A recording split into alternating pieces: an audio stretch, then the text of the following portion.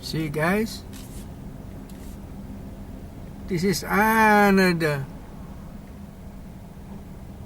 bridge problem.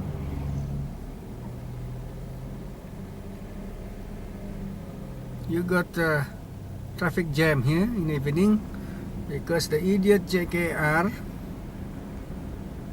contractor simply cannot fix repairing this see, it's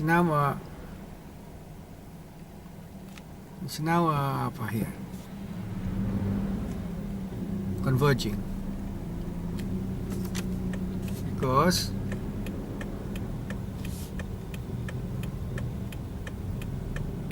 the JKR has to close one of the track to fix the